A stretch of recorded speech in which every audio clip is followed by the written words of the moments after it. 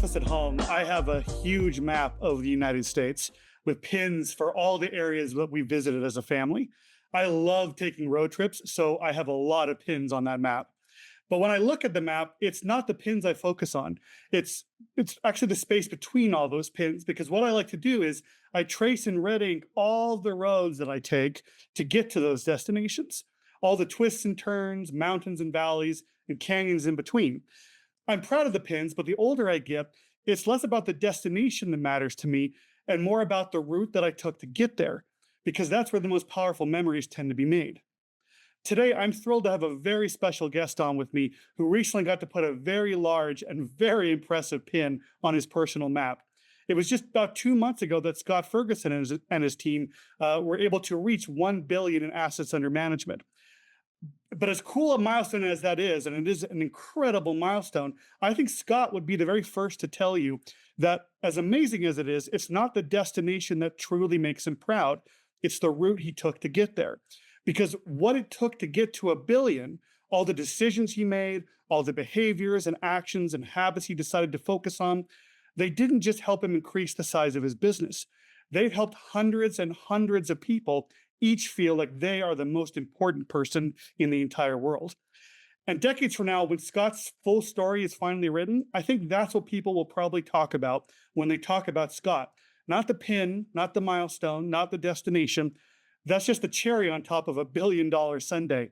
They'll talk about the road he took to get there and all the lives he touched along the way. So that's why I'm so thrilled for today's webinar, because today Scott is going to share a part of that road with us, a few of the breakthroughs and best practices that he uses that you can use too, whether your destination is a billion or beyond. So with that, Scott, thank you so much for taking the time to join us today. We're really thrilled to have you. Thanks, Matt. I need you as my personal hype man every single day. Thank you for hyping me up. But I'm very excited to be here, very excited to share a little bit about our journey. Absolutely. We're thrilled to have you. So, with that in mind, let's start with talking a little bit about you as both a person and as a financial advisor. I think one of the first things I always like to do on these webinars is ask our guests to describe your practice a little bit. Where are you based? What kind of clients do you work with? What's the focus of your practice? Yeah, so our practice is a little bit different than a lot of folks out there. We're right here in central Mississippi, so it's a little bit of a rural area. We're certainly not the wealthiest state by any means on that map. But the folks that we work with are the blue collar folks. It's the hardworking folks that go to the mills, go to the plants, blue collar type work. That is our specialty. That's our niche. Because in honesty, we're blue collar people at our core. If I'm not here in the office, I was joking with you earlier. I was on a piece of equipment this morning myself. People on my team, we're going hunting, we're outdoors. We're blue collar folks. So we resonate and we work really well with those type of individuals. And we've been incredibly blessed to have a pipeline of those type folks wanting our help and our expertise. I love that. That's awesome. And tell us a bit about your journey as a financial advisor too. I know you've got an interesting path to where you are now. And we were just talking. You and I actually sort of got started in this industry at around the same time. So tell us a bit about your history as an advisor with your team of financial concepts, and also a little bit about your history with the Bill Good Marketing System. Yeah, absolutely. So, we were joking, next year, 2026 will be 20 years as a gorilla. So way back in 2006, when I had that baby face, like that picture there that you've got up there of me, that's back when I first got started. That's when I first came in contact myself with the Bill Good Marketing System. But my mom, Rhonda, started our practice back in 1988, and she's known Bill since the late 80s. And she was a gorilla herself from, I believe, 1992 going forward. So the Bill Good Marketing System has certainly played a role in where we are today. And we're going to touch on that a little bit later about all the different things that we've learned from the Bill Good Marketing System. But absolutely, it's been quite the journey for me personally. I know everybody's not here to hear my story and how I got started, but I do want to share a little bit about me because I think it does play into the overall picture of how we got here. I got started in 2006. I was 20 years old and I had a son on the way. And so it was that moment where I was at school, I was having a good time, I was partying. But then I got heavy news that I was going to be a dad. And it was that moment where life had to get real, real quick for me. Right. And so my mom had this business. And she said, you know what? You can come and work for me, but you're not going to start at the top. You're going to start at the bottom and you're going to work your way up. So I've done every position in the Bill Good marketing system. I've been the CEO, the sales assistant, the service assistant, all the different parts and pieces. I've done that. And that was allowing me to learn how this system works through and through. And so I think that's very key, especially for the young advisors out there. If you can learn it backwards and forwards, left and right, you can see the power. I'm proof of what this system can do. We are proof of that. So it's pretty cool to think back, how we got started 20, or I got started 20 years ago into where we are today. We were certainly not $1 billion in assets. And we've made a lot of impact on a lot of lives over that 20-year period of time. That's fantastic. And I know I speak for everyone here. We're really happy that we've been able to be on that journey with you guys. So it's just so cool. Now, speaking of that journey and the destination that you just reached, so you recently reached 1 billion in AUM, with approximately 450 to about 500 million of that coming in just the last 4 years and change. So we're going to dive into exactly some of the ways that you were able to achieve that. But tell us a little bit about where that growth has been coming from in the past few years, so advisors can have some context about. Yeah, I mean, it's been tremendous growth over the past 4.5, 5 years. It's really tremendous. You and I were talking before the session. When you sit down and think about it, it really has been absolutely phenomenal, the growth that we've seen. But I would tell you, 97, 98% of that growth has all come from referrals. Wow. So connections to folks that you already know and getting those folks to get to tell someone else to come see you, to put your name in someone else's ear. I always tell folks there's no better compliment than you putting my name in the ear of somebody else. And that is the truth, because if you're taking the risk of saying, hey, you should go see Scott, you're putting your name and reputation on the line too. So you've got to have faith in me to do that. And I think we've built that faith, that trust, that confidence in our clients, that they go out there as raving fans, and to their brothers, their sisters, their coworkers, their boss, their managers, you name it, they are spreading Scott and the financial concepts name to everybody that they know.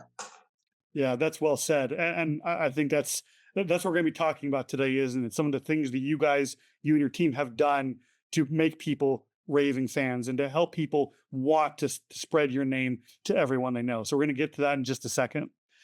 Before we dive into the specifics, though, just a couple notes of housekeeping. First of all, if you have any questions for Scott at any time, please ask them. We love questions, so feel free to put them into the question box or the chat, and I'll get to them as I can, and I'll pitch them over to Scott. And then, second of all, if you are new to the webinars we do at Bill Good Marketing, one of the things we always do as a way of saying thank you for giving us an hour of your time is we give you a special goodie bag at the end of the webinar with some resources you can use to begin implementing some of the things that you learn here today. So today's goodie bag is actually a little bit bigger than normal. We've got 3 items. We actually have the written step-by-step process of everything Scott's going to talk about here today for you. We have another document that I created that's based off another thing you can do to help turn people into raving fans like Scott talked about. You'll see that in the goodie bag. And then finally, we have some special welcome sign templates, and I'll explain what those are, or rather Scott will, in just a little bit. So stick around to the very end of the call, and I'll show you how to get that goodie bag at the end of this webinar. Okay, so let's dive into it. When you and I spoke shortly after you hit the $1 billion mark, Scott, I asked you to envision a scenario where if you had to close up shop and move tomorrow, move to an entirely new location and rebuild it all again from scratch, I asked you, how would you do it? What would you focus on to reach 1 billion again? And you explained to me that there were really 3 pillars on which your business rests. And you would focus mainly on reestablishing those 3 pillars. So let's go through each of those really quick, and please tell us what they are and what they're about. Yeah, absolutely. And what I would say is these are the 3 pillars that make our business what it is. But I got to give a shout out to 2 people that I know that are watching. One is Bill Good, and one is my mom, Rhonda. These are not pillars that Scott invented. I didn't reinvent the wheel, but we've taken these pillars that have been established for a long, long time, and I think we've done a really, really good job of fine tuning those and making these pillars work as seamless parts of the machine. So number 1 is make everyone feel special. We're all human. We all want that connection. We all want to know that we're seen, we're heard. We want that connection with someone else. So we go out of our way to make sure that everyone knows that they are special. They are special to us and they are special as people. And we'll dig into each of these pillars a little bit more as we go through this, but that's a top level overview. Clear, consistent communication. If that is not a pillar of the Bill Good marketing system, I don't know what is. It's consistent communication and it works. And we still do the old school communication. Yes, we send out emails, but I'm doing my part to keep the United States Post Office in business because we are mailing on a consistent basis, clear, concise communication to all of our clients and prospects. And then lastly, this is something that we've worked really, really hard on in the office the past 4 or 5 years, is business processes. Is fine tuning everything to where it is a 100% repeatable process. If your brother came in and experienced with me, you're going to have the same exact experience that he did. And if his coworker comes in, they're going to have that same experience. So fine tuning all of our processes, and we've got a bunch of them. They are all 100% repeatable. They are clearly outlined to our staff and our team, so our team knows how to repeat. And I think those three things, if you said, Scott, you got to do it all over again, you're starting over from zero, those would be the three things that I would immediately work to implement in my new practice.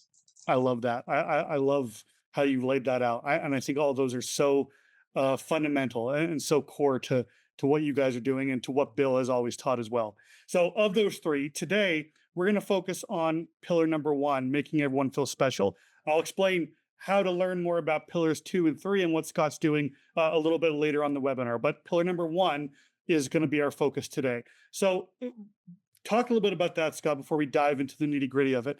Make everyone feel recognized and feel special. What does that mean in a financial service context? Because when you say make everyone feel special, you're one thing, you're not just talking about your top 5% or your top 10%, are you? No, no. And that's different. I know people segment their books. We've got our book segment into different categories, but I'm going to be 100% honest with you. Everyone gets treated the same. And because I learned a long time ago, one of our largest accounts came from one of our smallest accounts. And we took really, really good care of this one individual. It was like a $15,000, $20,000 account. So it was a very small account in the grand scheme of things. But we took care of them for a very, very long time. This individual then went to work for who is now one of our largest clients. And that larger client one day at lunch just said, hey, XYZ, who's helping you with your money? Because I need some help with mine. And they gave our name out. We had taken such good care of that small account that he referred us to one of our largest accounts. And that largest account has now referred us to 5 or 6 or 7 other accounts. So taking care of that one small account that most folks would have said, I don't want to fool with this. I don't want to deal with it. I want to focus on the bigger fish. Well, that small account paid off into really, really large accounts. And guess what's happened to that small account as time gone by? It's not a small account anymore. It's $1 million household. That account has grown on its own. So taking care of everyone, doing good for others, good will come back to you. So we want to make everyone feel special. And my client care team, the folks who are with me in meetings would tell you, I hardly ever talk about numbers in those meetings until the very end. I want to know everything else. We'll get to the numbers and the money part of it later. I want to get to know you, what drives you, why we're making the decisions that we're making, and where we're trying to go. We'll deal with the numbers later. That's a small part of what we do. I mean, I'm joking. It's a big part, investments and making sure the financial plan works. Sure. But to that individual, it's a small part of what we do. They want that connection. They want to know that we can trust each other and work together. Fantastic. I love stories like that. And that just tickles me pink. That's fantastic. So we're going to dive now into some of the things you do to make everyone feel recognized and special. Really quick, though, we do have a question from Kevin. It's a two-parter. I'm going to pitch the first part to you. And he wanted to know about your website. I imagine he went online and checked you out, Scott. He wanted to know, who did your website? What's the provenance of that? Oh, that's easy. You guys did it. Bill Good Marketing did my website. Terrific. So Kevin, to your question, you also asked, does BGM do SEO and does it help, with the new AI of searching and things like that?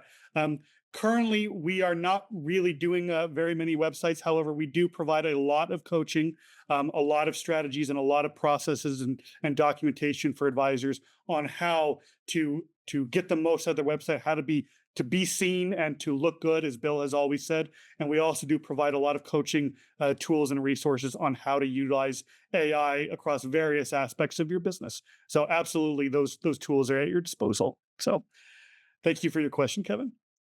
Okay, so let's dive into some of the specifics that you're doing to construct pillar number one, making everyone feel special. Now, there's no way we could cover everything that you and your team do to accomplish this, but what we're going to cover are some of the core best practices and steps that you guys take that I think every advisor can implement and make their own in their own way.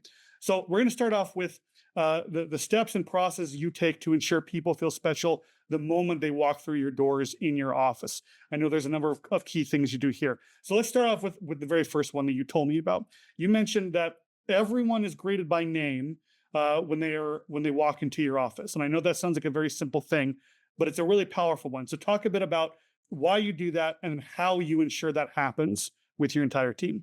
Yeah, absolutely. I mean, who doesn't like to be greeted by their name to let you know that you're known, right? When you walk into a building. So I've got an excellent director of first impression. And every single morning when we have our morning huddle, she goes through every meeting that we've got for that day. And we've got a picture of every single person that we know is going to come into the building. So you've seen their face, you know who's coming. So whether you see them in passing in the hallway, if you see them, maybe they're on the way to the restroom, maybe they're in the lobby and you're up there, you know who that individual is, and you can say, "Hey, hey Matt, nice to meet you," or "Hey Paige, nice to meet you." And so everyone is greeted by name as soon as they come into this office. How do we do that? Because we don't always have everybody's picture, especially for a prospect they've never been in our office before. Well, in today's world with social media, you can 99.9% of the time find a picture of an individual by searching their name, their address, or if you know where they work, pinpoint that. You're going to find it on LinkedIn, Facebook. We scour all of these places to find out information, data mining, for the folks that are be coming into this office. So we know things that they might like. So you've got up there, and I may skip ahead on you, Matt, but the digital welcome signs. Yep. If we know someone is really into Harley Davidsons, well, I can almost promise you their welcome sign is going to be themed around that. Okay. Now, how do we know that? We probably scoured and found that somewhere online. So we're trying our best to tailor those things to those individuals. And it still blows my mind today. Here we are in 2025. We've been doing these digital welcome signs now for at least 15 years. People are still blown away to see their name on a screen when they walk into a room. That blows my mind. But it's that little thing that sets them off, right? So our welcome signs, it's a rotation of different things. It'll have their name, then it rotates through some information about us, because we want our prospects to be able to know who's on our team, what are we about, all that kind of stuff. If they're in there waiting on me or somebody else on the team to get there, but I'm blown away by how well those signs still work and the effort. If you go in there and you find someone's picture and you can recognize them by name or by face when they walk in the door, that makes a huge, huge impact. I love that, Scott. I think this is so. Uh, uh, I love the term force multiplier, a thing that, when you apply it, it dramatically increases your effectiveness or your output. And I think these two things are major force multipliers. And the reason why, the way I think of it is, imagine, when you go to the doctor's office, chances are when you go into your doctor's office, you go up to reception, they ask you, who are you? Who are you here to see? What's going on? What they take your insurance, they take your copay, all that kind of stuff. And they may be perfectly professional and polite, but the Yep. ultimate effect is you are being processed. You are just the next name, the next number in a line that they have to get through. It's no reflection on them, it's just the reality. Right. Now you walk into a place and the first thing you see is your name. And to your point, your signs are based around people's hobbies, their interests, their passions. You see your name, and if you are a big golfer, you see your name in front of a screen that's got a golf course on it. Or you're a gardener and you see a screen of a garden with your name on it. What does that tell you? If you're walking through the halls and somebody in your team who maybe I don't even know yet, and they greet me by name, Matthew, it's great to see you. Welcome.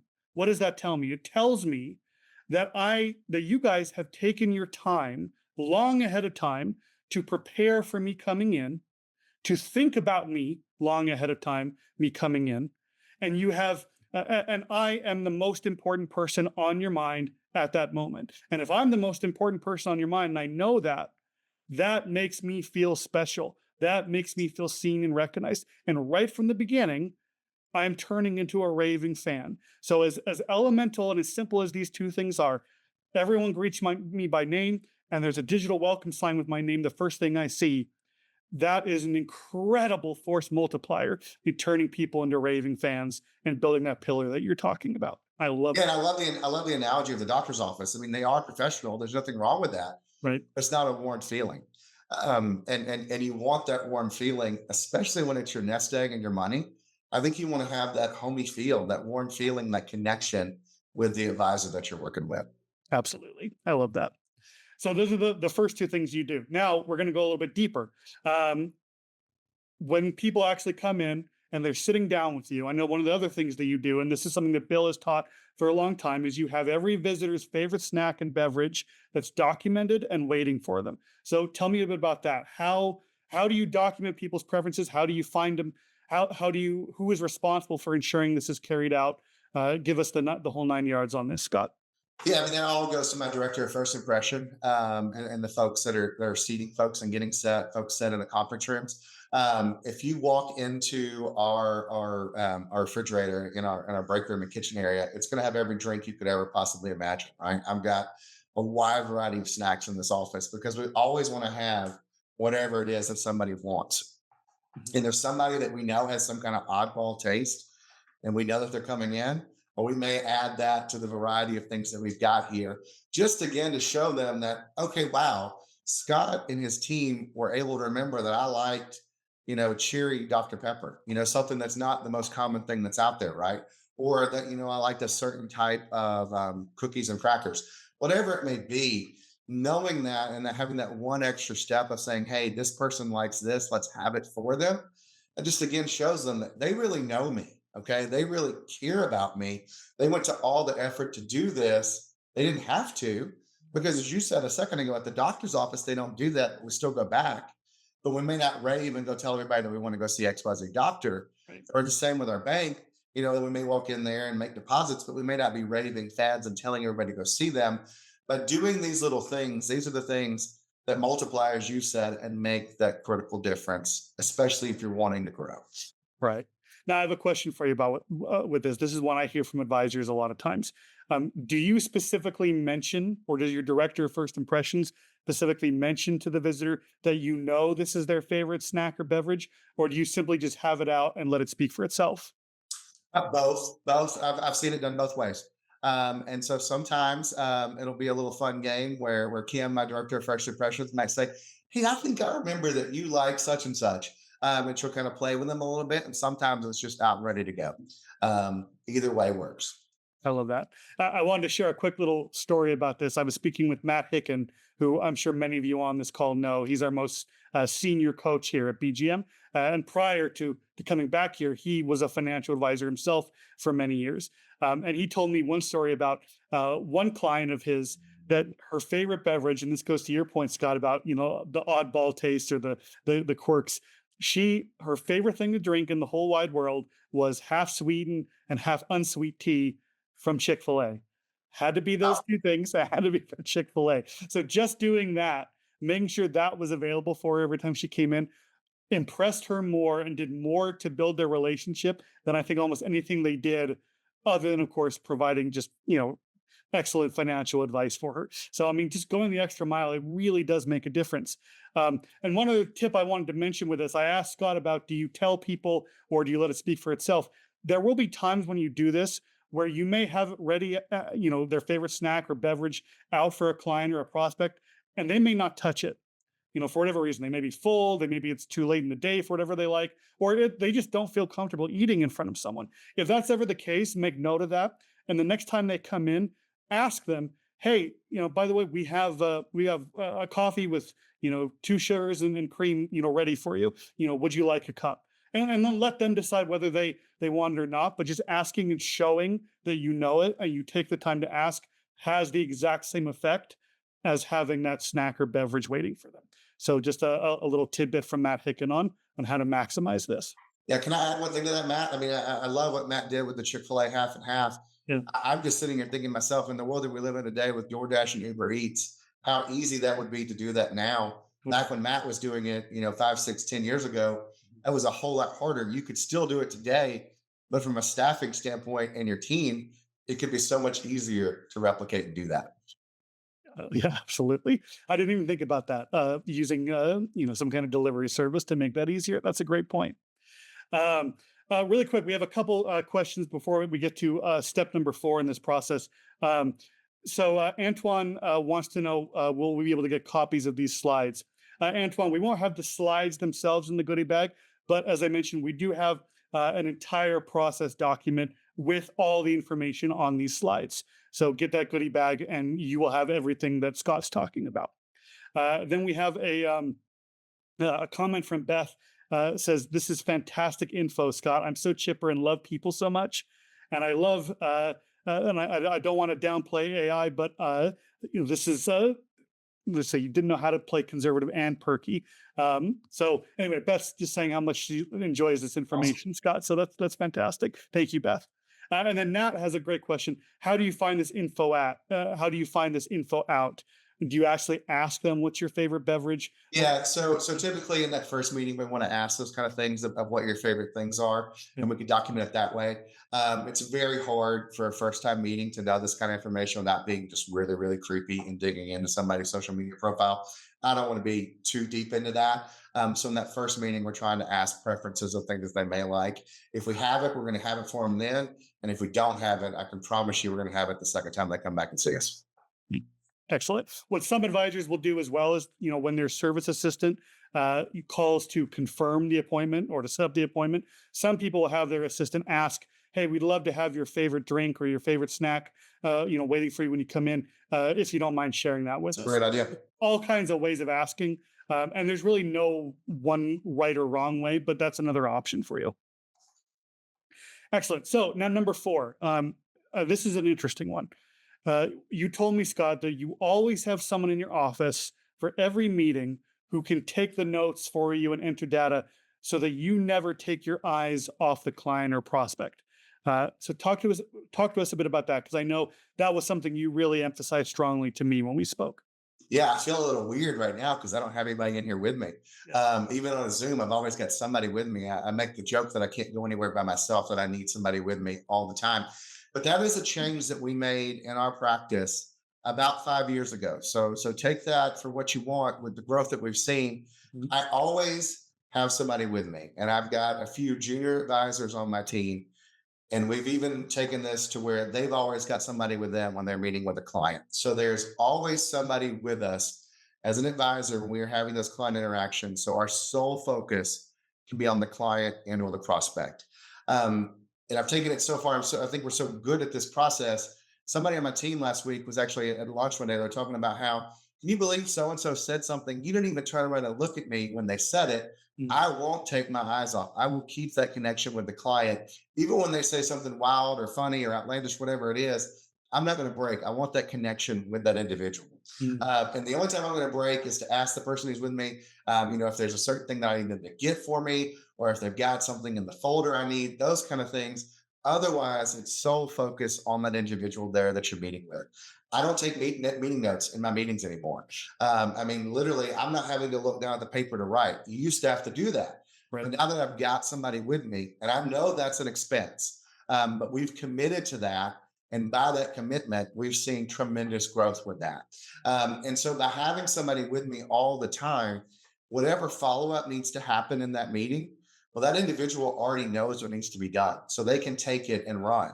Used to, I have to debrief and I'd have to say, this, and this needs to be done. And then we need to follow up with this.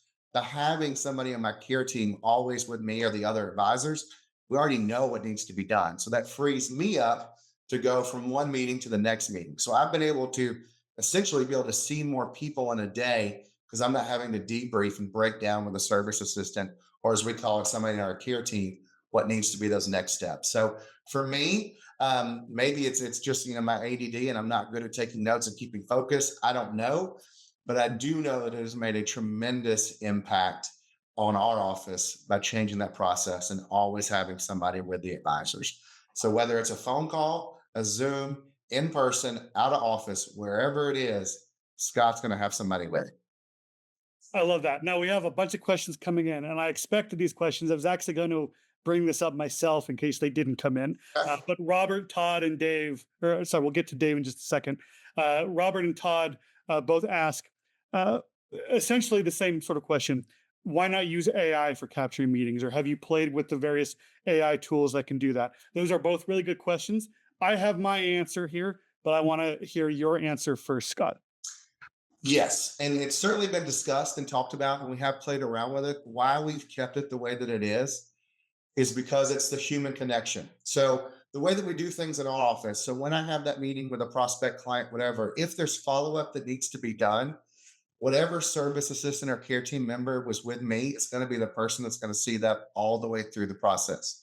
So that client or prospect has already met the person that they are going to be working with going forward, whether we're moving an account over, whatever it is that we need to do that's a mechanical thing, they've already met with that individual or that individual's already there. So I'm not handing off to somebody blind. I'm handing off to somebody that's already been there and they've met and they've had interactions with inside that meeting. It's a way for them to get me to meet people on my team and see other folks because it's always somebody rotating through with me. So while I do think AI, as it can do a great job taking notes and things like that, the human part of it to me is it's hard to replace that connection and knowing that even with a note, somebody has to go through there and read it. And they're going to have questions. If they were in that meeting, they're going to know what happened and know what needs to be done. Right. I love that. And I want to add one other thing to it. Um, we use AI transcription tools here at Bill Good Marketing as well. They're a very powerful tool, and there's nothing wrong with using them at all. But to your point, Scott, about the human connection, two things also happen when you have someone in your room with you. First of all, to your point about you're not handing someone off to someone else cold. There really is a difference between reading the transcript of a conversation and being in there where now you're getting not just the words, you're getting a person's tone, their body language, more of the context and of what they're saying. You cannot replicate that with a machine. Cannot be done. Maybe one day. Today cannot be. So for your team members, that provides extremely valuable information to help them do their job better. The other benefit of having someone in there, in addition to everything you talked about, Scott, is the client or prospect sees that person.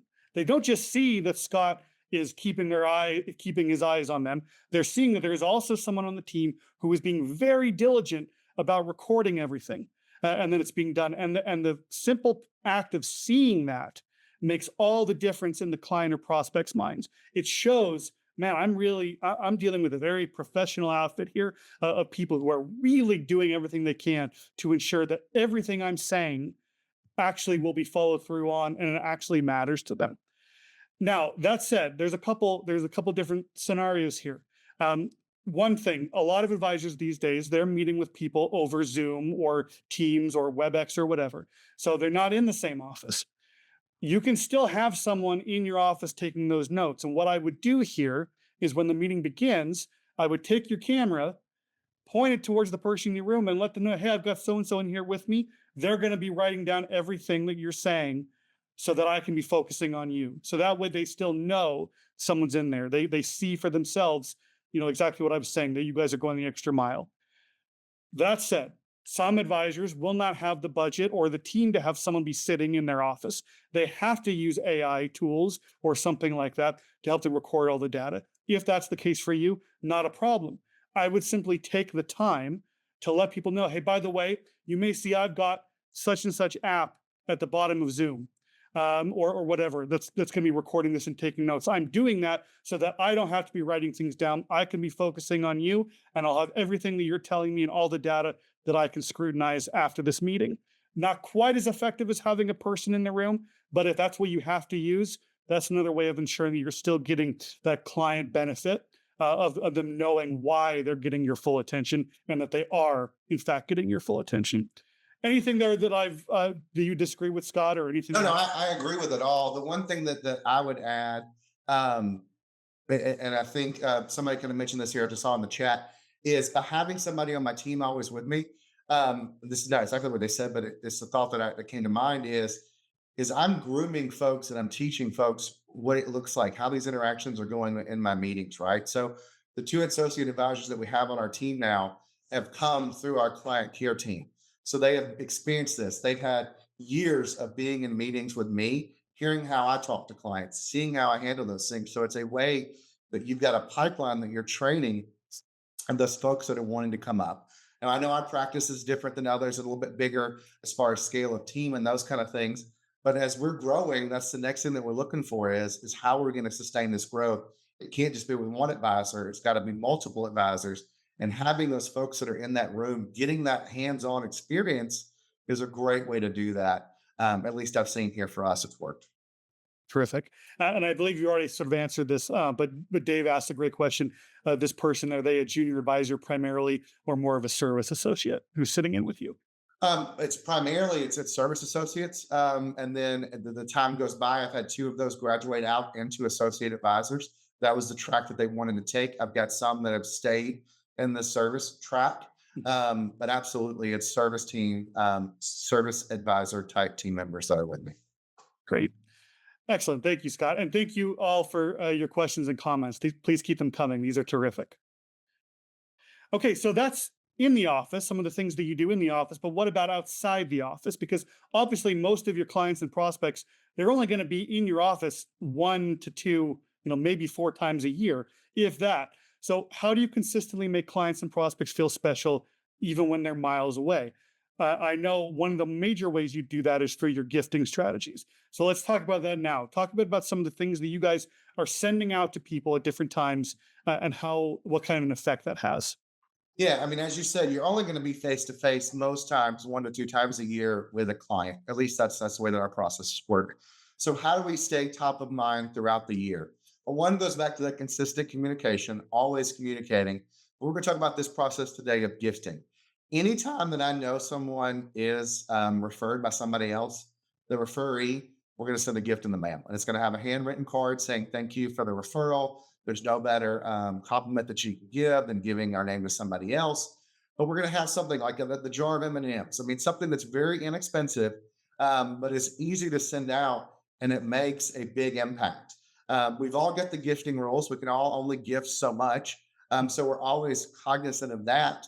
But the big jar of M&Ms, I think, is like $4 or $5. It's not an expensive thing, but it looks like a big gift, right? You can get large things of popcorn to gift.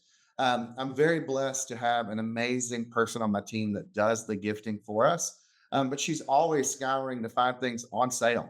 I don't know how many of those boxes of M&Ms we bought with popcorn, but those things that look big that are inexpensive make a huge impact. I like that. Looks big but inexpensive. That's terrific. Now, for those of you who are on the call, by the way, who are Bill Good Marketing subscribers, so in our document library, we do have a document on referral gifting that lists a lot of different ideas we've collected over the years of excellent referral gifts. So definitely take advantage of that if you are currently a client.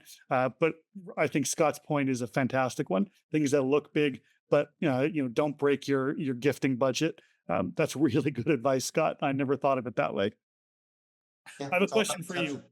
I have a question for you about this. Yeah. A lot of people, when it comes to referral gifts, they want to know, does everyone get a box for every referral, or is it after they've given you a certain number of referrals? No, every single referral. So, and I get a lot of referrals. Yeah. And so we have to be cognizant. Did we send the M&Ms to Tom? Well, if we send the M&Ms last time, we got to send him something else. So we've got a wide variety of things that we can send to make sure that we're not sending the same thing. But every single referral that we get, we're going to send a gift.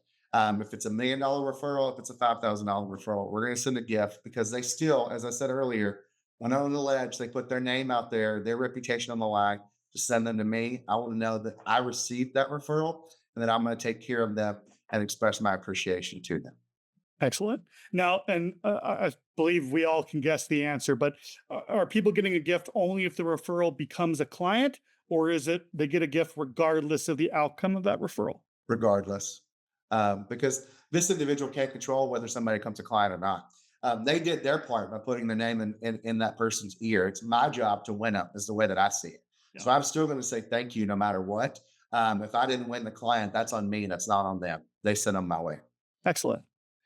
Now, referral gifts are just one of the things that you guys are sending out. So, one of the things that your team does that I truly, truly love, and I've told you about this before, Scott, is you guys act. I call it like financial first responders for people in your community. Whenever someone is going through something, a disaster, an illness, a death, or something positive, a major life change that impacts them positively, you guys are always the first on the scene, always the first to acknowledge it and recognize it. And you do it through various kinds of gift baskets and other things that you send. So let's go through each of these and tell us a bit about what you guys are sending for different scenarios. We'll Yeah, so start with the get well. everybody on my team is empowered to send gifts. Okay, so it's not just me. It's only gonna be the one that says we need to send a gift out to Tom or Betty. Everybody on this team is empowered. If they hear or if they see something and they feel that it is gift worthy, they are empowered to set that activity, that action to do that. Mm. So one of those being get well baskets. So if someone has been in the hospital or someone is very sick, maybe back in the early days of COVID, we sent out COVID care packages. If someone's got a bad case of the flu or they broke their leg, whatever it is, we're going to send some kind of get well basket to let them know, hey, we're thinking about you. We know that it's a tough time right now, but we hope that you feel better. And we tailor these to the individuals. I don't think I sent you this picture, Matt, and I wish I would have now. I saw somebody I'm connected with on LinkedIn. Their little girl broke their arm. And Mhm. so I am only a LinkedIn connection with this person. We've DM back and forth. We've talked on LinkedIn, but he's not a client. I would like for him to be a client one day, but I saw that his little girl broke her arm. So the person that does gifts on my team actually sent a gift basket to his little girl. I know that when there's an opportunity for him to invest with me, he's going to invest with me. There's no doubt in my mind now. Great. Because he shared it all over his social media. He said, wow, I can't believe this person I didn't even know thought of my little girl. Going the extra mile, to me, taking something off of social media and taking it back to the real world, that's something that I just started playing with, but it had a huge impact. So anytime that I see something that I can recognize from a get well standpoint, we're going to recognize it. No questions asked. I love that. Another kind of basket you do that I really like is your vacation baskets. And really quick, I'm not going to go, or we're not going to go into detail about all the different items that go into these baskets. You will find examples of what Scott sends in the process document in the goodie bag. So all the individual things that go into these baskets, you'll find them there. So we're not going to cover them right now. But tell us a bit about the vacation baskets that you send out, Yeah, Scott. so we've got theme baskets, whether somebody's going to the beach, they're going to the mountains, as you see here, going to Mickey, Disney World, all Mhm. the different places somebody can go. We want to send something. And again, these are all budget friendly type things that we've scoured to find. So make sure that we're not breaking the budget, Right. but putting together things that will make it known that, hey, you've saved to go to Disney World for 2 or 3 years now. And this is a big moment for you and your family. We want to recognize that. Or the entire family is getting together at the lake house, the grandkids, the children, everybody's coming. You're going to get the beach towel, all those type of things to commemorate those moments. We want to be there because, again, who else is thinking about those moments? Certainly not their financial advisor, 9 times out of 10. And here we are thinking and recognizing about those moments. That's how you make a client last for a lifetime, recognizing things that are not everyday things. That's what sticks out. Yeah, and I'll add too, when clients get things like this, like I think vacation baskets are a perfect example of this. We've had many advisors who have done similar things. Uh, these are the kind of things that get shared on social media. People will look what my financial advisor sent me, or when they're on vacation and they're holding up their towel that they got, from their financial advisor, and they're talking. People ask, "Hey, where'd you get that towel?" Or "Where'd you get this?" Well, my financial advisor gave it to me. Things like this, they don't just build goodwill with the client or with the prospect or with the connection. They spread your brand and your name further and further and further than it ever could be spread otherwise. Absolutely. Adam's got a great question for you, Scott. He asks, what would you say your marketing budget is in terms of a percentage of gross revenue? It's a good question. Put you on the spot. It's a higher probably number. I would say somewhere around 10%. Excellent. Thank you, Adam. Okay, so and then male and female retirement baskets. I know that's something else that you guys do. Yeah, retirement baskets. We want to commemorate those big moments, especially a life changing moment like retirement. But we've got baskets that are themed to a male and a female because males and females do not like the same things. So everything that we do is themed and tailored to that individual. I can't stress that enough. Make sure that it is tailored to that person, not something generic, because generic may work the first time, it won't work the second or third time. Make sure it's tailored to them.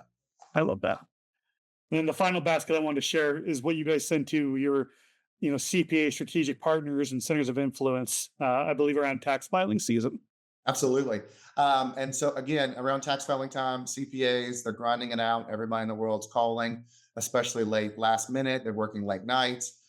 Giving them a goodie basket of things that they can nibble on and enjoy while they're there working goes a long, long way. So I'm not only searching for referrals from clients, I want referrals from other connected service people like CPAs, attorneys. So this is just one thing that we can do as a thank you to the CPAs for working hard during that season, but also top of mind. If you've got somebody that needs help, think of me, not somebody else. I love that. And just what a fantastic way for all these people to, again, to your point, feel special and feel seen and feel recognized. This is just so cool. We are running out of time. I want to make sure that we cover the phase three of sort of this process, which is etiquette messages. Because as powerful as gift boxes and baskets and favorite snacks can be, every advisor has an equally powerful tool at their disposal, a tool that's extremely inexpensive and extremely easy to send, and that's the humble etiquette letter. If you're not a BGM system user, an etiquette letter is really simple. What it is, it's the kind of message that your grandmother would want you to send whenever someone is experiencing something very out of the ordinary in their life, an illness, a challenge, a death, a birthday, an anniversary, a victory. In our letters library here at Bill Good Marketing, we have over 3,000 messages. Of those, approximately 500 could be classified as etiquette letters, and I'd be hard pressed to come up with any type of message that's more impactful. So, Scott, talk a bit about how you guys are using etiquette messages as part of the process of making everyone feel special. I mean, look, this is to me 100% Bill Good, as I said earlier. A lot of the things that we do, we didn't reinvent the wheel. These are things that we've learned from other gorillas or other folks. We've just fine tuned them. But the etiquette letters, man, do they work. Everybody in our system gets a birthday letter. And you would not believe how many people will tell me, you're the only person that thought to acknowledge me on my birthday. And that blows my mind. But knowing that we acknowledge them, whether they invest in me or not, they're getting a letter. Just because for the fact that somebody's not getting acknowledged on their birthday, that hurts my heart to think about. So I want everybody to get recognized for that. We're going to send a congratulations letter on anything that we possibly can. If we see a promotion, if we see that you bought a house, whatever it is, we're going to send some kind of congratulations. The condolence letters, they go a long, long way. Not only condolence letters for the loss of maybe a mom or a dad or a spouse, but the ones that we've really seen hit home are the pet loss letters, which really were surprising to me how impactful those pet loss letters were. That is not my idea. That is all Bill Good. I think it's Jeannie Good, to be exact, that came up with those. Yeah. But it is an impact that I could never believe out of those letters. So using those, if you don't take anything else away from this webinar, and especially if you're a BGM user, get into that letters library, use these etiquette letters. You will win just from these letters alone right here. One little tip I want to say with the condolence letters that's often unknown, we have a very specific letter on our library. It is a letter you send out on the anniversary of somebody's passing. And that letter is one we've gotten many, many success stories from, of people when they get that from their advisor. The letter talks about how, hey, we know it's been a year, since so and so passed away. It may be that it feels sometimes like the world has forgotten, but we haven't forgotten. And we want you to know that we're thinking of you on this day. When people get that letter or a letter like it, if you decide to write one yourself, man, does that make an impact? That really makes people feel like what they are feeling, what they're experiencing, they're not alone in it, that you share it with them, that you are right there with them, not just in good times, but also the painful ones. And there's really no better way to cement a relationship or build a relationship than with a letter like that. So if you're a client, make sure that you are using that letter, or at least that you're aware of it and taking a look at it. Absolutely. So just going through a couple other letters that you do. You have your Meet the Team letter, which I know plays a big role. This is a really cool letter that you send out on the 1-year anniversary of someone becoming a client with you guys. Yeah, absolutely. So on a 1-year anniversary, they get access to the store that my team has set up. They can go in there and they can buy, merch. We're going to give them a gift card to use certain things to be able to buy whatever they want to buy throughout that store. They can obviously buy more if they want. There's no profit off of this store. It's just strictly covering the cost of the merch itself. But it's a way for the clients to be able to get something, right? But instead of us trying to figure out what they might want, we're giving them access to a whole lot of different things they can pick and choose from as well. We also use this store for staff, all of my team. Every so often, they're going to get a coupon to go in there and buy more team merchandise, right? So it's not something they have to spend their own money on. They're going to get branded merchandise for the company, at, anniversaries of employment, Christmas, all those kind of things. So they can constantly be updating wardrobes and merchandise as they want to. Terrific. This is the client anniversary letter is an old idea. We have letters for it on our system, but your spin on this, I think, is a unique one. I've never seen it before, Scott. So that's very neat. We have some excellent questions coming in. First of all, Gene wants to know: is referral marketing your primary prospecting channel that has propelled your AUM? Absolutely. Yeah. Referral marketing without a doubt. I mean, and 98% of the growth that we've seen has come from a referral. And to that point, so Robert asks, or he says, "This is all good stuff. Are you asking for referrals?" Yes, that's the thing. I don't ask for referrals, and I know that kind of goes against one of the real big principles of asking for referrals. I've never asked for referrals. I don't push it. I always tell folks that if I do a good job for you, I know we'll good come back. And I think that if they see that we're doing a good job, and if we do a good enough job, but doing all the things that we're doing, they're going to want to do it anyways without me having to ask. And so our motto is not to ask; it's just to do all of these things that we talked about consistently over and over and over again, and that generates the referrals for you.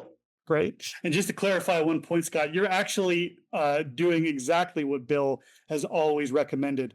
Bill has always taught for decades: do not ask for referrals. When you do that, at best, all you'll get is a name. At worst, you may actually torpedo the relationship. Instead, do what Scott's doing, where you are promoting referrals.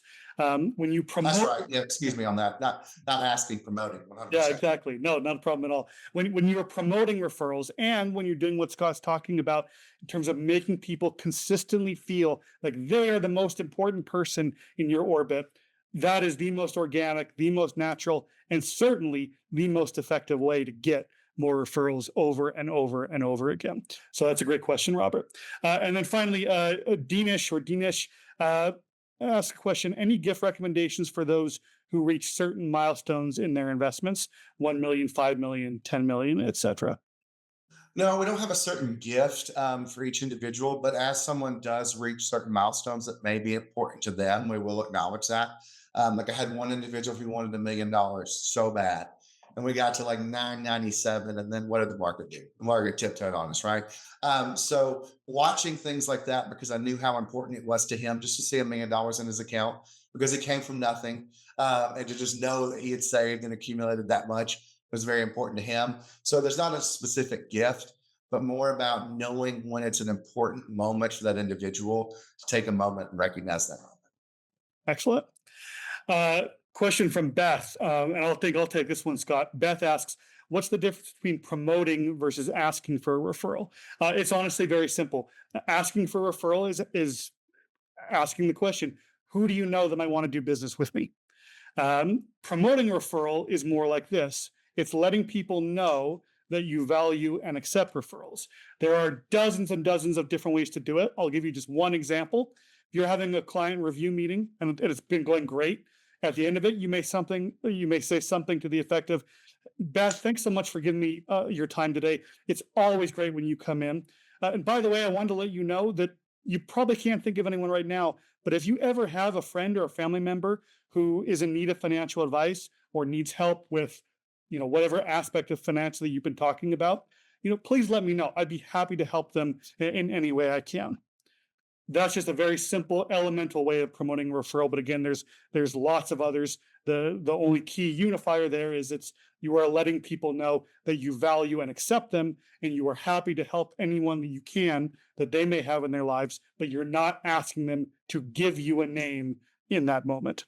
Absolutely. Okay, terrific. So we just went through a lot of different things that Scott's doing on pillar number one, make everyone feel special. What about numbers two and three?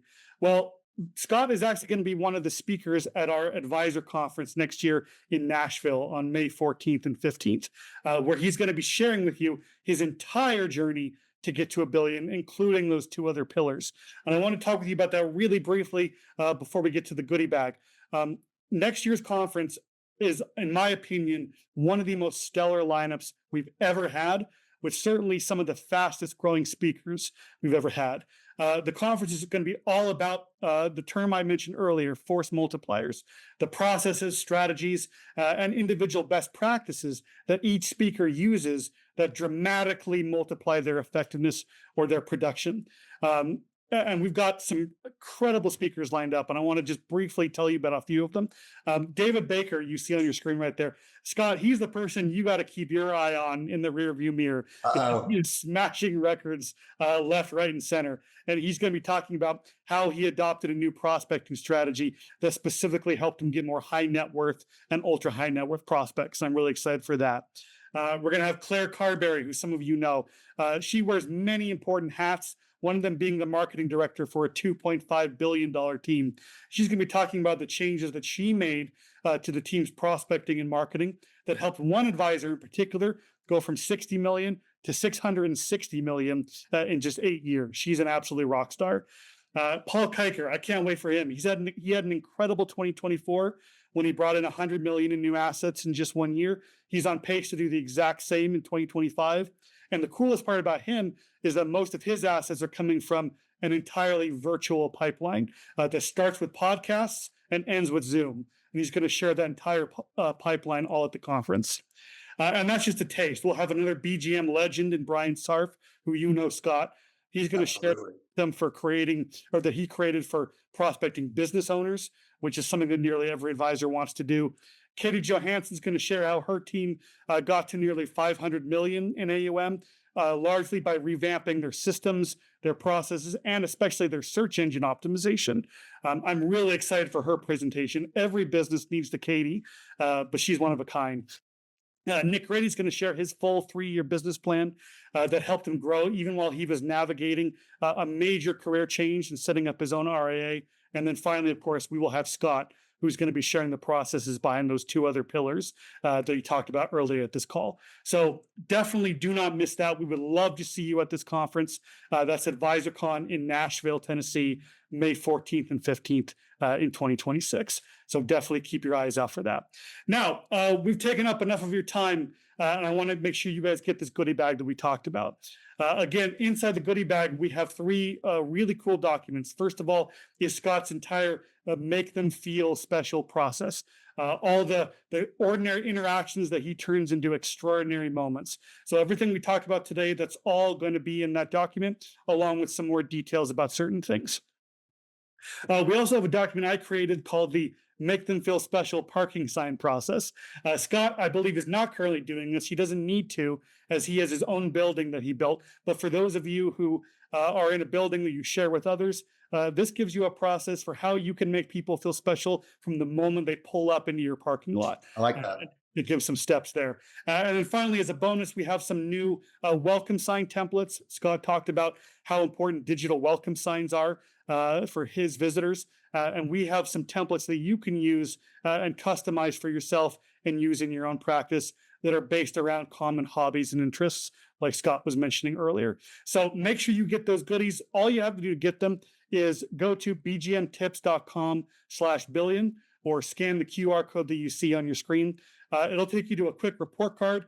This is very scaled down. If you ever answered our report cards before, this is much shorter than past ones, so it'll only take you about a minute. And as soon as you fill out the report card, letting us know how we did today, what you'd like to see in the future, that'll take you immediately to the goodie bag itself. So please take advantage of that. And then quickly, Kevin mentions we do the parking signs out front of the office and people love it. It's a super great idea. Awesome. Thank you, Kevin. Appreciate that. So I think that's all we have today. Scott, thank you again so much for taking the time to share your insights, your expertise, and these best practices with us. I think this has been incredible. I'm really grateful for you for sharing it all with us. Well, thank you for the opportunity. Thank you for the opportunity to be here, but more importantly, thanks to the BGM team for their help all along the way. As I told you before we started, this wouldn't have happened without BGM. So thank you guys. Excellent. And to all of you who joined us today, thank you for giving us an hour of your time. Please, again, take the goodies, use them, start to apply what you've learned, and let us know where you're at on your journey to a billion or whatever the ultimate pin is in your personal map.